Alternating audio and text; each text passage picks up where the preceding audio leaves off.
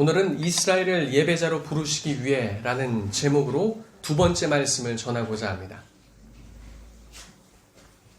지난주에 한 프로에서는 50대 초 남성의 희망퇴직 관련 인터뷰 내용이 방영되었습니다. 그는 20년 동안 다니던 직장을 퇴사한 후 현재 1년째 도서관으로 출근하는 중입니다. 다음 직장이 어디가 될지 모르겠으나 열심히 준비를 하고 있는 중이죠. 인터뷰에 참여한 이익순 씨는 대학 졸업과 함께 대형 백화점에 입사했고 TV 홈쇼핑 분야에서 근무하며 홈쇼핑 시대를 여는데 일조했습니다. 홈쇼핑이 처음 나왔던 당시 그와 그의 팀은 방송에서 1시간당 물건을 몇 억씩 팔아냈습니다. 또 사람들이 누가 인터넷 사진을 보고 물건을 구매하겠느냐라던 시절에 인터넷 쇼핑몰 상품 관련 책임자로 일하며 2000년 초 매달 1천만 원의 수익을 내던 그였습니다. 대학원도 전체 수속을 했고 2015년 회사 대표 우수사원으로 선정되어 감사패를 받기도 했습니다.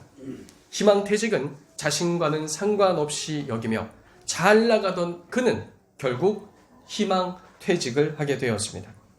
이제 100에서 200번 이력서를 쓰면 두세 곳에서 면접 보라고 말할 뿐 아직도 구직 중이라고 합니다. 주인공인 이익순 씨는 자신의 인생에 이런 한파가 불어닥칠지 알지 못하였으나 100세 시대 아직 절반밖에 오지 못했다며 다시 열심을 내고 있습니다.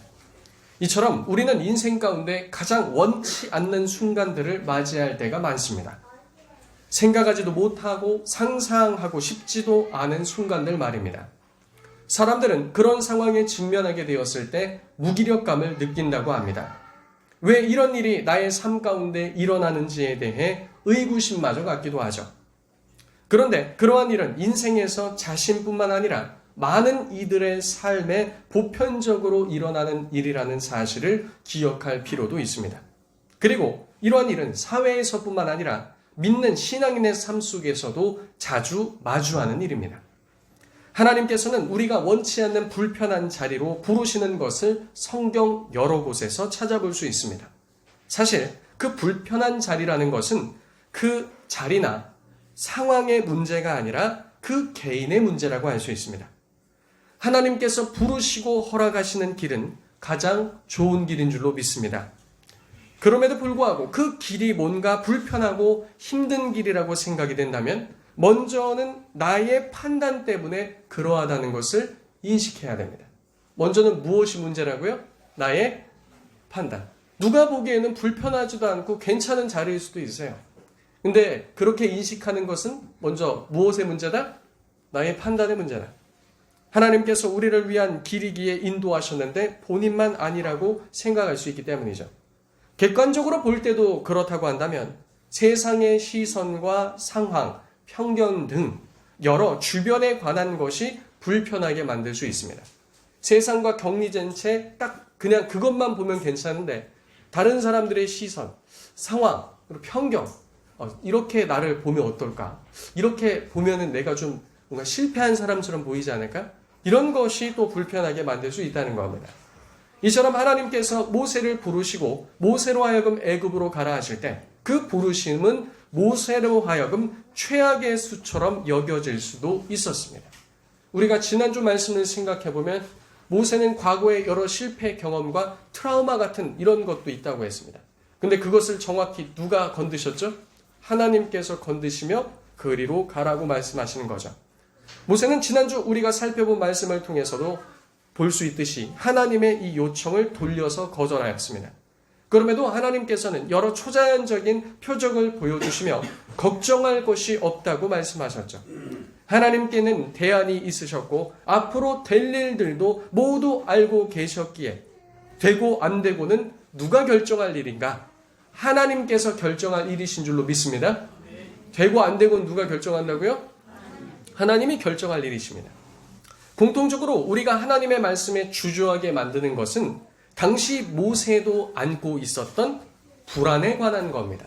무엇이라고요? 불안에 관한 거예요.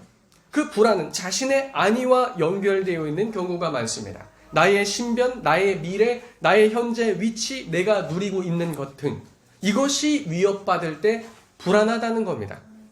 이렇게 하면 잘못되지 않을까? 이렇게 하면 어려움 당하지 않을까? 힘들지 않을까? 하는 생각 말입니다. 자, 그런데 성도님들, 이런 지점에서 반대로도 생각해 보았으면 좋겠습니다. 하나님 말씀에 순종하고 따라가지 않는다면 잘못되지 않을까? 어려움 당하지 않을까? 힘들지 않을까? 라고 말입니다. 믿음으로 발걸음을 내딛지 않고 안주하고 있으면 잘못되지 않을까? 어려움 당하지 않을까? 힘들지 않을까? 지금까지 내가 고집하고 내가 하고 싶은 대로 했더니 결과가 좋았습니까? 결과가 좋았다면 그것이 우리 영혼의 유익이 되었습니까?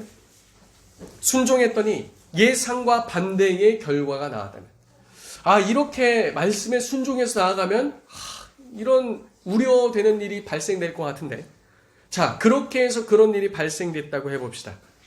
그것은 우리에게 좋은 결과일 줄로 믿습니다. 하나님 말씀에 순종했는데 내 예상 밖의 결과, 하나님 말씀에 순종했는데 우려한 일이 발생됐다?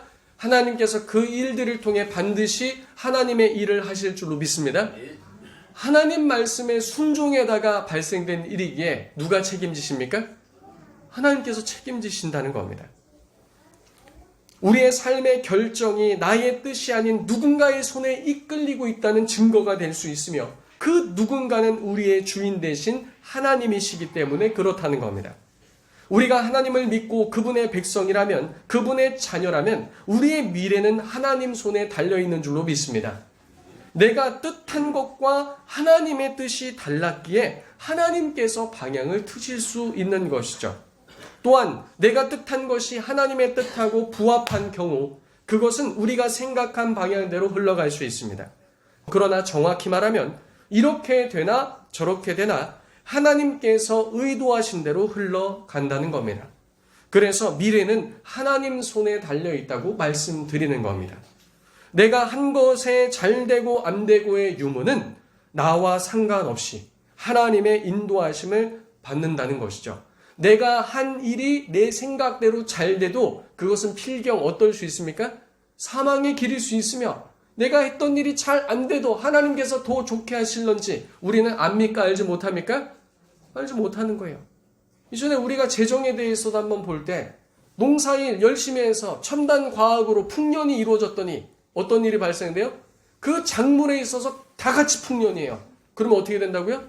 쫄딱 망하는 거라고요. 그러니까 미래일이건 과거일이건, 과거에 있었던 일이건 미래 앞으로 일어난 일이건 모든 것은 하나님 손에 달려 있는 줄로 믿습니다. 하나님께서 의도하신 대로 된다는 겁니다. 내가 생각했을 때 성공과 실패가 아니라 그렇게 되고 되지 않고의 모든 것은 하나님의 인도하심과 여정 가운데 이루어진다는 겁니다. 내가 생각했을 때 성공이든 실패든 그렇다는 거죠.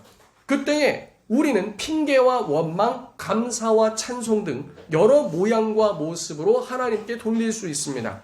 그러나 확실한 것은 성공이든 실패든 어떤 모습이든 우리가 하나님께 돌려야 할 것은 오직 감사와 찬송 말고는 없다는 사실입니다. 어떤 경우엔 하나님께 기도하며 다 알고 계셨으면서 왜 그냥 두셨나요? 왜 그렇게 되게 하셨나요? 라고 원망을 돌릴 수도 있습니다. 그런데 우리의 삶에 원치 않고 마주하는 일들은 사실 대부분 누가 결정한 겁니까? 누가 결정한 거예요? 내가 결정한 거예요. 우리가 행한 겁니다. 이것이 하나님의 작정과 섭리 속에 있지만 우리가 결정하고 우리가 행한 겁니다. 우리에게 말씀을 통해 말씀하시며 하라고 명령하실 때가 있습니다. 그리고 보편적으로 그런 말씀들을 주셨죠. 그때 그와 같이 행했을 땐 누가 100% 책임지십니까? 하나님께서 100% 책임지십니다. 그런데 우리의 삶에 가진 스스로의 결정에서 나아간 것에 자신 말고는 누구를 탓할 수 있는 이가 없다는 겁니다. 이전에도 우리는 하나님의 작정과 우리의 자유의지에 대해서 살펴본 바가 있습니다. 이게 인간이 생각할 때 이해의 범주를 벗어나기에 우리는 이것을 믿음으로 고백하죠. 하나님의 작정과 사람의 자유의지는 충돌하지 않는다는 겁니다. 그러니 오늘날까지 모든 것은 나의 결정에 의한 것이나 결국 모든 것은 하나님의 작정과 계획에 따라 이루어져 왔다고 우리는 고백하는 겁니다. 그래서 왜 이런 걸 아셨으면서도 안 막으셨나요? 그거 누가 하길 원했어요? 우리가 하길 원했다고요. 과거로 돌아가면 달라질까요? 아니라고 그랬죠? 우리는 과거의 최선을 선택한 겁니다. 오늘 현재도 미래 시점에서는 언제입니까? 과거예요. 그렇기 때문에 우리는 오늘 어떻게 해야 되죠? 오늘 바른 길을 선택하고 하나님의 뜻에 따라 나아가는 자가 돼야 될 줄로 믿습니다. 그럴 때 하나님이 책임지신다고요. 오늘 내가 잘못 선택한 일의 책임은 누구다? 결과는 누가 받아야 된다? 내 본인이 받아야 되는 거예요. 그러나 이 모든 것은 누구의 작정과 섭리 속에 있다? 하나님의 작정과 섭리 속에 있다는 겁니다. 우리는 이 지점에서 하나님을 인정해야 하는 겁니다. 10절에 모세가 하는 말을 들어보십시오. 그가 하나님께 대답한 것은 자신은 본래 말을 잘하지 못한다는 것이었습니다. 그런데 주께서 가라고 명령하신 후에 여전히 입이 뻣뻣하고 혀가 둔하다고 말합니다. 이스라엘 백성들 앞에 서야 되고 바로왕 앞에 서서도 말해야 되는데 기본적으로 말을 못한다는 것이죠. 하나님께서 무엇인가를 말씀하실 때 그리고 행하라고 하실 때 어떤 면에서 우리가 기대하는 것은 극적인 변화가 아닌가 싶습니다. 하나님께서 가서 전하라 라고 했을 때 우리는 뭘 원해요? 갑자기 말을 잘하고 사람들 앞에 서는 것이 두렵지 않길 원합니다. 그러나 모세에게 이렇게 말씀하신 후에도 모세가 말하기를 나는 여전히 말을 못한다는 겁니다. 그리고 앞으로도 수려한 말솜씨를 허락하지 않으실 수도 있습니다. 그렇기에 14절에서 15절을 보면 대신하여 하나님이 예비하신 것이 이러한 걸 보여줍니다. 14절 15절 보시면 여호와께서 모세를 향하여 노하여 이르시되 레위 사람 내 형 아론이 있지 아니하냐 그가 말 잘하는 것을 내가 아노라 그가 너를 만나러 나오나니 그가 너를 볼 때 그의 마음에 기쁨이 있을 것이라 너는 그에게 말하고 그의 입에 할 말을 주라 내가 내 입과 그의 입에 함께 있어 너희들이 행할 일을 가르치리라. 아멘. 하나님께서는 모세를 위해 말 잘하는 그의 형 아론을 준비하셨다는 겁니다. 아론은 말을 잘하는 자였습니다. 모세는 자기가 말을 잘 못한다고 여러 말로 둘러대니 하나님께서는 아론을 준비하신 것이 아니라 하나님께서는 처음부터 아론을 준비하셔서 그가 모세를 만나기 위해 오는 중이라는 겁니다. 그러니까 하나님께서 무엇인가 하라고 말씀하실 때 하나님 이런 문제를 해결해 주셔야 이런 길을 열어주셔야 이렇게 하셔야 되지 않겠습니까? 가 아니라 하나님께서는 이미 무엇을 가지고 계시다? 대안을 가지고 계신 줄로 믿습니다. 그저 우리는 어떻게 하면 되는 거예요? 그저 믿음으로 순종하면 가면 될 줄로 믿습니다. 여기서 믿음이 필요하다는 겁니다. 그러니까 그냥 자연스럽게 되는 게 아니에요. 하나님께 순종하는 모든 것엔 무엇이 필요합니까? 믿음이 필요합니다. 무엇이 필요합니까? 믿음이 필요하다는 겁니다. 그러니 모세는 알고 갔든 모르고 갔든 하나님께서 준비해 놓으실 일을 보게 될 것이었습니다. 사실 처음부터 어떻게 하고 가면 좋았습니까? 그저 아멘 하고 가면 얼마나 좋았겠습니까? 하나님께서 무엇인가를 하실 때 모든 것에 대안이 있음을 믿으시길 바랍니다.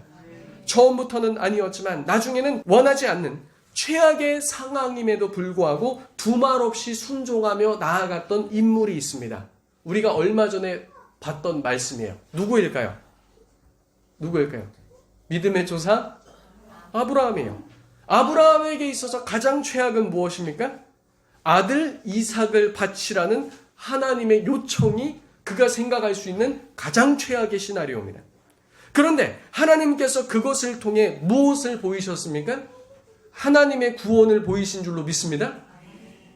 아이러니예요. 제가 여러 번 이 강단에서 얘기했죠. 구원은 하나님의 무엇 속에서 많이 나타난다고요? 아이러니, 모순적인 상황. 가장 최악인데 거기서 가장 영광스러움이 나타나는 겁니다. 그러니까 우리의 생각으로 측량이 됩니까? 안 됩니까? 안 되는 거예요. 하나님의 신비입니다. 하나님의 역사와 구원은 하나님의 신비인 줄로 믿습니다.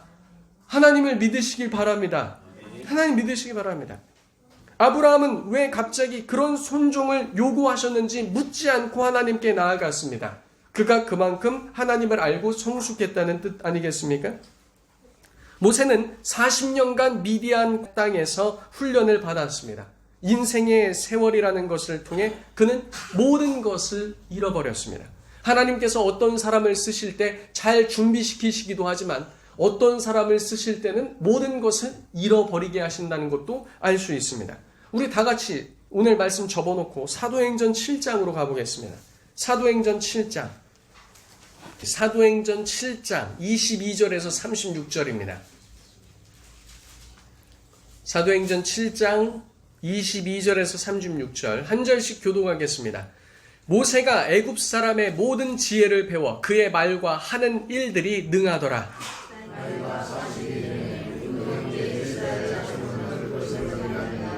한 사람이 원통한 일 당함을 보고 보호하여 압제받는 자를 위하여 원수를 갚아 애굽 사람을 쳐 죽이니라.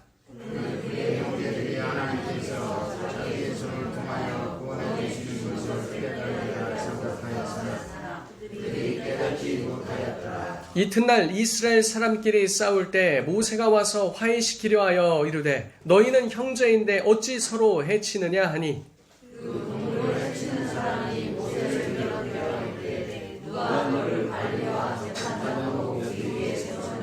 내가 어제는 애굽 사람을 죽임과 같이 또 나를 죽이려느냐 하니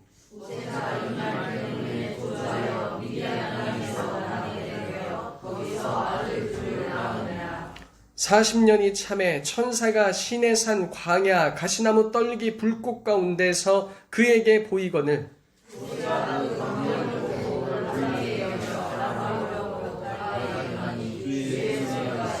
나는 내 조상의 하나님 즉 아브라함과 이삭과 야곱의 하나님이라 하신대 모세가 무서워 감히 바라보지 못하더라.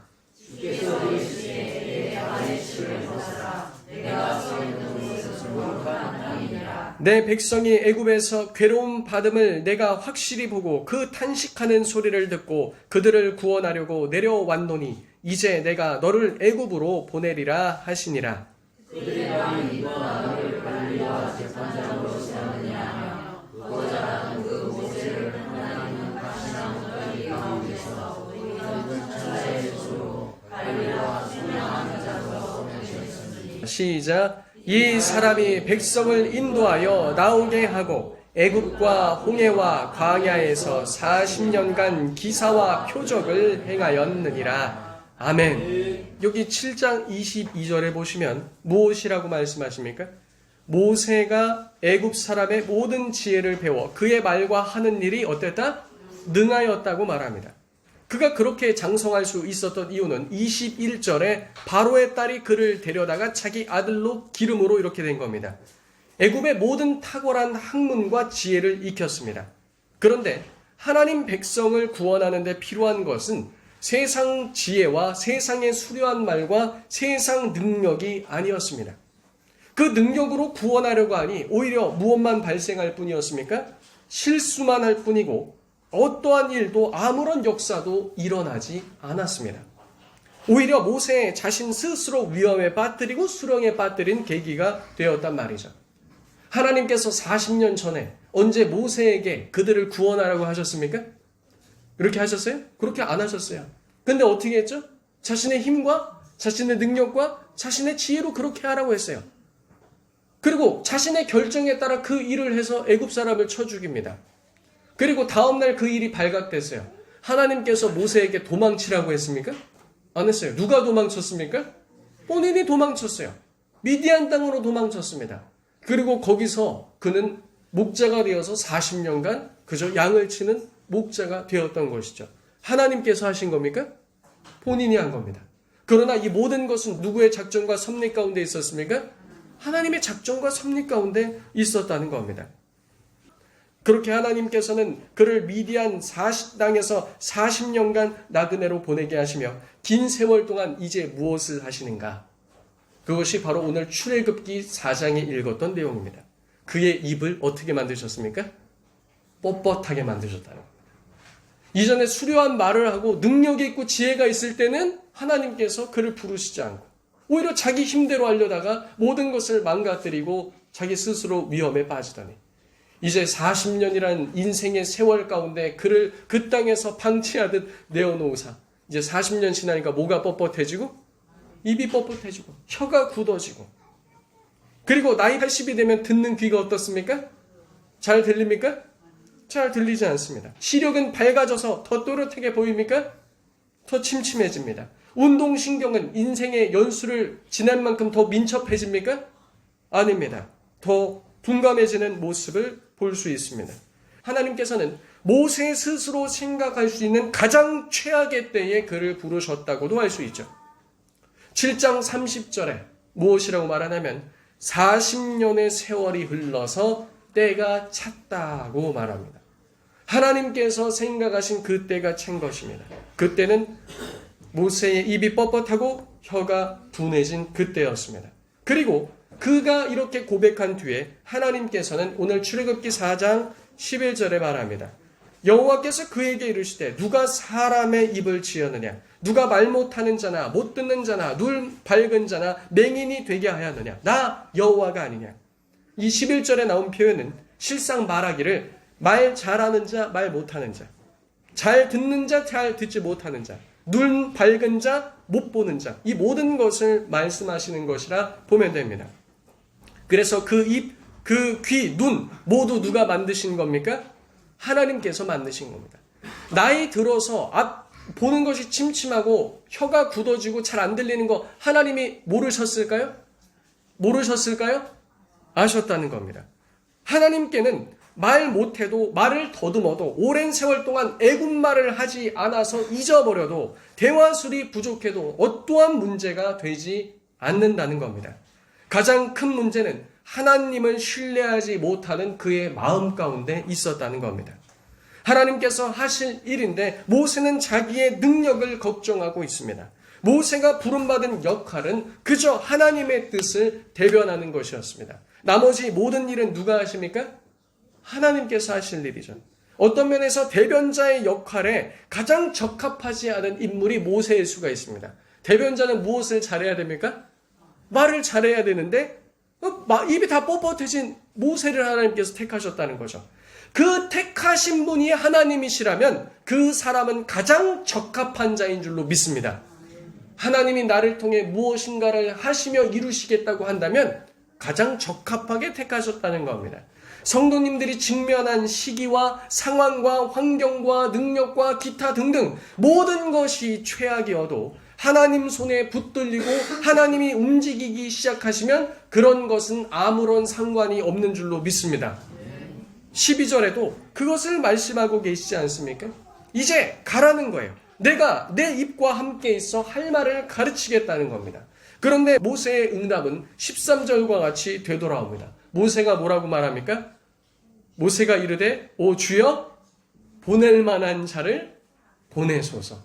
몇 대 더 맞아야겠습니다. 이런 뜻 아니겠습니까? 하나님께서는 설명할 의무가 없으심에도 모세를 위해 그경 아론을 준비했다고 말씀하시며 가라고 말씀하십니다.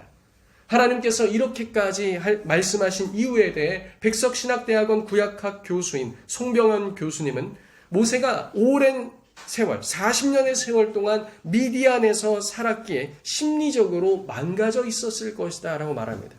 그는 몇 년간 거기 있었습니까? 40년.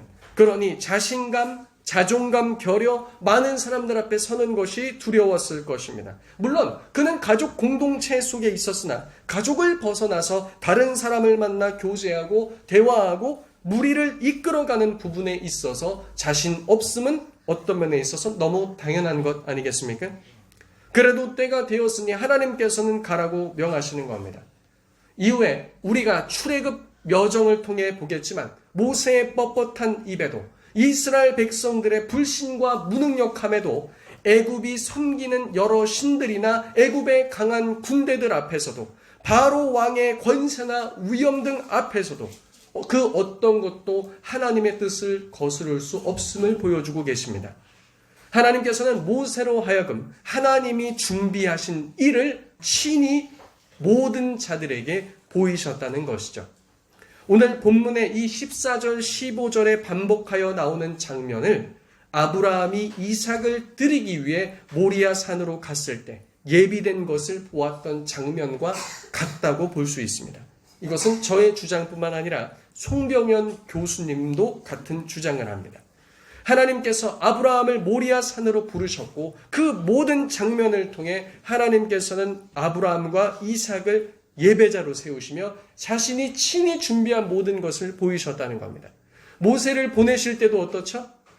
아론을 붙이시고 또 그 땅에 가서 하나님이 친히 준비하신 것을 어떻게 하실 겁니까? 모두 다 보이실 줄로 믿습니다. 이것을 통해서 모세도 아론도 이스라엘 백성도 모두를 예배자로 세우길 원하신다는 겁니다. 자, 그렇다면 우리의 삶을 예배자의 삶으로 부르실 때도 이와 같은 일을 반복하실까요? 반복하지 않으실까요? 반복하실 수 있다는 것도 우리는 생각해야 합니다. 하나님께서 모세에게 행하신 일과 할 말들을 말씀하셨습니다. 그리고 모세는 아론과 함께 할 일과 말들을 전할 것이며 모두는 주의 음성을 들었어야 했습니다. 하나님께서는 사명만 주시는 것이 아니라 감당할 수 있는 방법과 길도 열어주십니다. 단 그것이 우리의 생각과 일치하지 않을 수도 있다는 겁니다. 그는 하나님께서 그에게 말씀하시고 이적을 보이신 징표인 지팡이를 손에 잡고 하나님의 일을 행하기 위해 보냄을 받게 됩니다. 모세는 그 지팡이를 붙들고 하나님께서 말씀하시는 이적을 행했으면 되는 거였습니다. 그것은 그의 능력으로부터 나오는 것이 아니요 하나님의 능력이었습니다. 모세는 지팡이를 붙들고 있으면서 이것을 깨달아야 했습니다. 그리고 늘 이것을 기억해야 했습니다. 모세 손에서 그 지팡이가 떠나면 그 지팡이는 스스로 무엇인가 할 수 있습니까? 없습니까? 할 수 없는 말 그대로 아무짝에 쓸모없는 지팡이라는 겁니다. 그러나 그 지팡이가 모세의 손에 들려있으면 어떻게 되죠? 하나님이 일하시는 지팡이가 된다는 겁니다. 중요한 것은 하나님의 손에 붙잡혀 있는가 그렇지 않은가라는 사실이죠. 그저 우리는 지팡이일 뿐임을 잊지 말아야 한다는 겁니다. 모세는 자신의 무능력을 하나님 앞에 주장하였으나 하나님께서는 그의 무능력을 다 아시면서 지금 이 타이밍에 그를 부르셨다는 거죠. 그를 무능력한 자로 아셨기 때문에 부르셨다는 겁니다. 어떤 면에 있어서 아무것도 자신이 할 수 없다는 것을 깨닫기까지 그를 두셨다고 볼 수 있습니다. 그리고 이제부터 그를 통해서 하나님은 자신의 일을 하시기 위해 그를 부르셨다는 거죠. 지금 내 힘으로 잘 나가고 있다고 생각하시는 분들도 이 중에 계실지 모르겠습니다. 그러나 우리는 항상 주 앞에 겸손해야 할 줄로 믿습니다. 지금 이 시간이 오기 전까지 우리 손으로 이룬 모든 것은 우리 손이 아니라 누가 은혜를 주셨기 때문입니까? 하나님께서 은혜를 주셨기 때문입니다.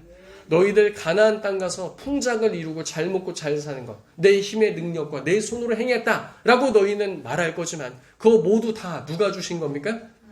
하나님께서 주신 겁니다. 내가 이만치 잘 먹고 잘 사는 것, 그렇지 못했던 시절을 기억하며 오늘날까지 인도하신 분이 하나님인 것을 우리는 기억해야 한다는 겁니다. 이제는 말씀을 정리하겠습니다. 하나님께서 우리를 부르실 때, 그리고 하나님의 시간표 가운데 넣으실 때 우리는 우리 생각하기에 최악의 타이밍일 때가 있을 수 있다는 겁니다. 그런데 그것은 그냥 자기 자신의 생각일 뿐입니다. 하나님께서 우리를 부르신 타이밍은 하나님의 타이밍이며 우리를 구원하시고 하나님의 일을 보이시기에 가장 적기인 줄로 믿습니다.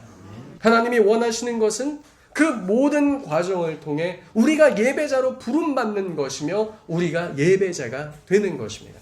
모세를 부르신 것의 가장 중요한 것은요, 그가 가서 애굽 사람들로부터 이스라엘을 구원해서 출애굽에서 광야 여정 끌고 나오는 게 아닙니다.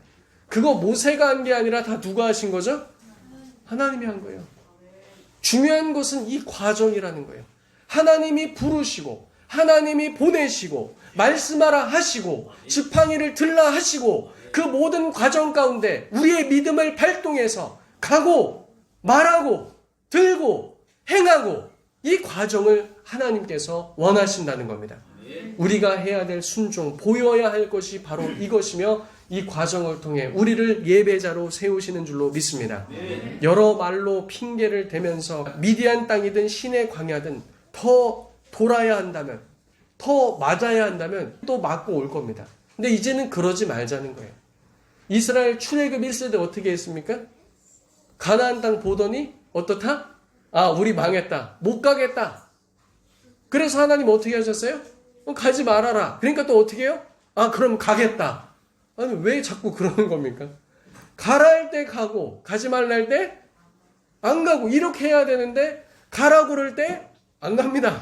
그럼 가지 말아라. 가겠습니다. 왜 그러는 거예요? 그러지 마시기 바랍니다. 아멘입니까? 네. 가라 할 때 가고, 가지 말라 할 때 가지 마고. 그것이 가장 지혜로운 길입니다. 가라 할 때, 그래, 가서 죽자.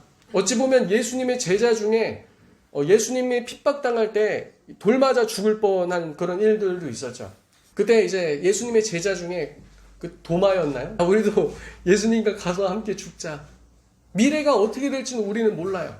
근데 차라리 믿음 없을 땐 그런 마음도 품는 거 괜찮다고 봅니다. 야, 그냥 우리 순종하다 어떻게 하자? 죽자. 순종하다 굶자. 순종하다 어려운 일 당하자. 순종하다 망하자. 하나님께서 그분의 능력으로 어떻게 하시는지 보이실 줄로 믿습니다. 우리 두려워하는 부분, 불안해한 부분, 그 마음조차 주님 손에 맡기며 믿음으로 걸어가는 모든 성도님들 되시길 예수님의 이름으로 축복합니다.